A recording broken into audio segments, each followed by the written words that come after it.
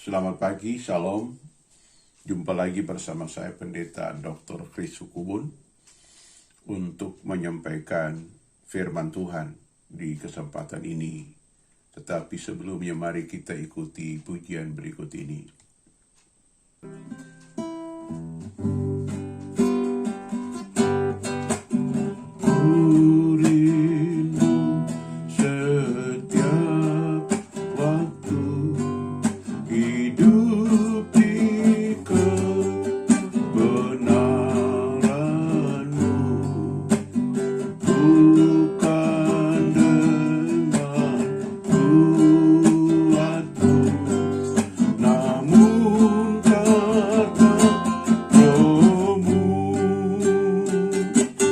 Yesus kau yang ku pegang teguh.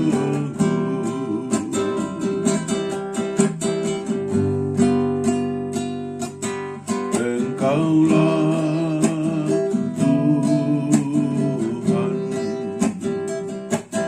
Engkaulah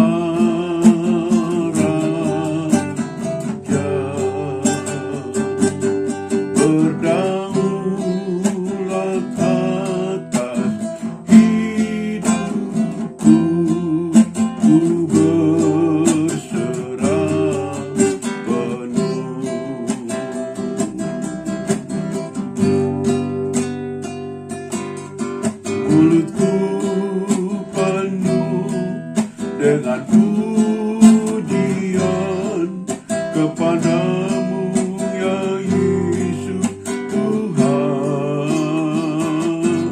Sepanjang hari ku beri penghormatan kepadamu ya Allahku,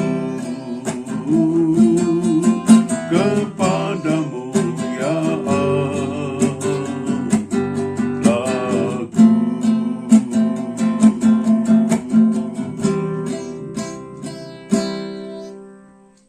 Oke, mari kita akan mendengarkan firman Tuhan, saudara. Ya, yang saya bacakan di kesempatan ini di dalam Injil Matius pasal yang ke-8. Ya, kita baca dari ayat 5 sampai ayat yang ke-13, tetapi karena cukup panjang pasal ayat ini, saya akan baca 3 ayat saja, yaitu ayat yang ke-10 sampai ayat yang ke-12. Setelah Yesus mendengar hal itu, heranlah ia dan berkata kepada mereka yang mengikutinya, "Aku berkata kepadamu, sesungguhnya iman sebesar tidak pernah aku jumpai pada seorang pun di antara orang Israel. Aku berkata kepadamu, banyak orang akan datang dari timur dan barat dan duduk makan bersama-sama dengan Abraham, Ishak dan Yakub di dalam kerajaan surga. Sedangkan anak-anak kerajaan itu akan dicampakkan ke dalam kegelapan yang paling gelap, dan di sanalah akan terdapat ratap dan kertak gigi." Nah, saudara kekasih Tuhan, dari bacaan ini kita pelajari tentang kuasa, otoritas, dan anak kerajaan. Ya. Anak kerajaan di sini adalah orang bangsa Israel, pilihan Tuhan sejak zaman Abraham. Ya, Abraham ini dari turunan Nuh, anak yang tertua Sem, punya turunan, itu datang Abraham, dan Tuhan panggil Abraham untuk dan diberkati menjadi berkat bagi bangsa-bangsa. Waktu berjalan maka Tuhan ikat perjanjian kepada Abraham dan keturunannya turun-temurun dalam garis turun Abraham ini, saudara, ya. Yaitu dia menyampaikan, "Aku memberkati engkau dan keturunan agar mereka menjadi berkat." Nah, waktu berjalan terus sampai zaman Musa, Tuhan berkata kepada Musa bahwa kamulah kerajaan imamat, ya, kerajaan imamat yang memerintah di bumi ini, yang diberi otoritas yang luar biasa, dan datang ke Daud, datang ke Salomo, saudara, dan turun kepada Yesus, saudaraku. Yesus datang membuat semua dalam karya penebusan sehingga berkat kerajaan mengalir kepada semua orang. Nah, seperti itu. Nah, di sini ada kisah menarik tentang ada anak warga kerajaan orang Israel, Yahudi, dan di luar bangsa Yahudi, saudara. Disebut perwira Kapernaum. Dia ini bukan orang Yahudi, tetapi dia orang di luar bangsa Israel, saudaraku. Tetapi kenapa dia ini diberkati Tuhan? Nah, beberapa hal yang membuat Tuhan tertarik kepada sikap dan perbuatan perwira Kapernaum ini. Yang pertama, dia memiliki sikap rendah hati. Ya, sikap rendah hati. Saudara, beda dengan perwira-perwira Alkitab, disebut ada 3 yang disebutkan. Yang pertama itu adalah Naaman. Ya, Naaman zaman Elisa, sikap arogan, sikap suap, sikap memerintah atau sikap menindas kebenaran. Dia sakit kusta, saudaraku, ya. Tetapi dengan kasih sayang yang besar dari ajudannya, dari istrinya, dari semua orang, sehingga dari Raja Aram juga, Ben-Hadad, sehingga dia itu ditolong oleh Tuhan lewat Nabi Elisa, saudaraku. Nah, ada perwira yang baik juga, namanya Cornelius, perwira tentara Itali, saudaraku. Dia seorang yang saleh, takut Tuhan, murah hati, suka sembahyang, tulus hati, saudara. Dan dia ini diselamatkan lewat Tuhan menampakkan diri pada Petrus, Petrus pergi menyampaikan kebenaran kepada dia. Nah, perwira Kapernaum ini tidak punya nama disebutkan, saudaraku. Mengapa? Ya, mungkin saja menjadi perwakilan kita juga di luar orang Yahudi, orang Israel, saudara. Nah, di sini kita pelajari, saudara, dia sangat rendah hati, saudara, dan dia datang kepada Yesus. Itu kedua, sikap sujud menyembah. Tuhan, hamba, ya, pembantuku, ya, ajudanku, atau apa istilahnya, lumpuh dan sangat menderita. Saudara lihat, seorang perwira mestinya dia ajudannya orang sehat, saudara, orang bisa bergerak, orang bisa jaga malam, saudara. Tetapi ternyata dia ini orang yang di luar, saudara, cerita ini. Itu kisahnya mengatakan, masa ajudan atau hambanya itu sakit kok dipelihara di rumah? Memangnya rumah Kapernaum ini rumah sakit kan? Tidak, ya. Apa ya, saudara? Tapi kenapa? Nah, ini ya, sikap yang ketiga, sikap belas kasihan, rasa ibah kepada orang lain. Ini yang Tuhan ingin bangun di zamannya. Bahwa Israel kehilangan belas kasihan. Mereka hanya ingin menegakkan hukum, keadilan, tapi tanpa punya belas kasihan, ya. Keadilan tanpa belas kasihan itu repot, saudara. Tidak ada pertimbangan kemanusiaan. Nah, gitu.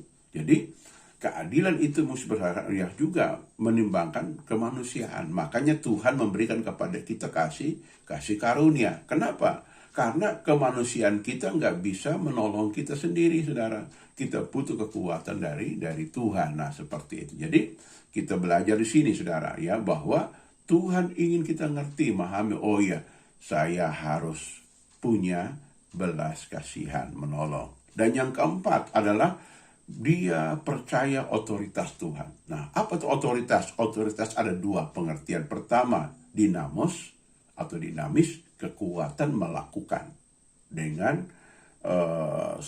sumber daya, dengan kreativitas, dengan kemampuan yang dimiliki. Itu namanya otoritas. Tuhan punya otoritas. Dia pencipta alam semesta, dia berfirman dan itu jadi, saudara. Itu otoritas, saudara.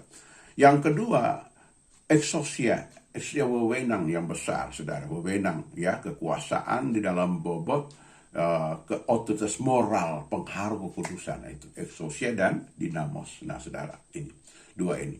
Nah, perwira Kapernaum ini sangat percaya kepada otoritasnya Tuhan Yesus, saudaraku. Ya, sehingga apa sikapnya? Dia berkata, Tuhan tidak perlu datang ke rumahku, aku nggak layak, saudara. Nah, aku nggak layak, kejujuran, ya, aku nggak layak. Ucapkan saja sepatah kata, hambaku akan sembuh. Lalu perwira menjelaskan, aku juga seorang bawahan dan juga punya bawahan. Artinya dia seorang perwira menengah, saudara. Ya, ya, aku bisa perintahkan hambaku ke sana, dia ke sana. Hambaku kemari, hambaku lakukan ini, lakukan itu, saudara. Begitupun kata-kata Tuhan. Kalau engkau berfirman, itu pasti jadi. Hal itu membuat Yesus tercengang. Wow, iman sebesar ini belum aku jumpai di tanah Israel. Sehingga Yesus menyambung. Banyak orang akan datang menikmati berkat otoritas kerajaan. Tetapi anak-anak kerajaan dicempakkan dalam dunia yang paling gelap. Gelap artinya Mereka hidup dalam daerah penderitaan, zona kegelapan, zona di mana terjadi banyak kesukaran. Dengar, dunia semakin sukar, tetapi kita punya otoritas. Dalam Lukas pasal 10 ayat yang ke 18-19 berkata, aku melihat iblis jatuh seperti kilat terlang, tapi aku memberi engkau kekuasa untuk menginjak ular kalajengking, kuasa menahan kekuatan musuh. Nah ini, jadi kalau kita mengerti hal ini, saudara, gunakan otoritas untuk menyelesaikan masalah. Jangan cengeng, jangan takut, ya. Kita punya otoritas yang hebat yang Tuhan berikan kepada kita. Gunakan dengan cara bagaimana? Kita renungkan firman, kita rendahkan diri, kita salibkan daging kita, dan kita ucapkan kebenaran, kita ucapkan firman Tuhan. Maka firman itu pergi, firman menyelesaikan, firman itu nyata. Ya, saya menubuatkan, ya, seperti air yang turun dari langit membasahi bumi dan membuat subur. Begitu firman yang kita ucapkan membuat subur, membuat mujizat di bumi ini. Ini yang terjadi, saudara. Sehingga poin terakhir, poin yang kelima, jawaban doa. Ya, perwira mendapat pujian. Jawaban pertama mendapat pujian, iman sebesar ini tidak pernah aku jumpai, saudara. Itu pujian, ya, saudara. Yang kedua, jawaban doa, bos. Kuasa Tuhan berlaku bagi siapa saja, suku apa saja, bangsa siapa saja, mau kulit hitam, mau kulit merah, kulit putih, semua Tuhan memberi otoritas dengan syarat datang kepada Tuhan tadi, saudara. Ya, yang ke berkat berikut, kita duduk makan bersama-sama dengan anak kerajaan. Kata duduk maksudnya menikmati sajian. Saudara ingat di Matius pasal yang ke-15, perempuan Kanaan nggak patut kasih roti untuk anak-anak kepada anjing ini. Tapi kita dilayakkan untuk menikmati roti kerajaan, berkat kerajaan, berkat kuasa, berkat mujizat, saudara. Itu hebat.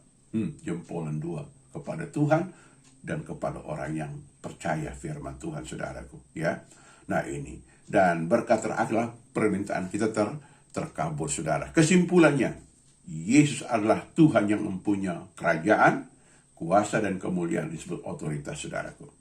Mari datang kepada Tuhan yang sikap rendah hati, sikap menyembah, dan sikap percaya kepada perkataannya.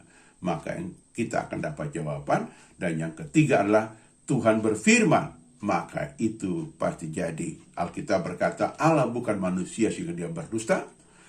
Dia berfirman dan dia pasti melakukannya. Selamat menikmati jawaban doa. Tuhan memberkati kita. Mari kita berdoa. Bapa, kami sudah mendengar firman-Mu, jamah anak-anak-Mu yang sakit, yang lemah, yang putus asa. Di pagi ini, di hari ini, kesempatan jamahan-Mu terjadi dalam nama Yesus. Hai kuasa jahat, minggir, jauh, dan Tuhan memberkati-Mu, Tuhan pelihara-Mu di dalam damai sejahtera, dalam anugerahnya, dalam kebaikannya. Biarlah berkat Allah turun kepadamu dalam nama Yesus. Haleluya. Amin, amin, amin, amin, amin.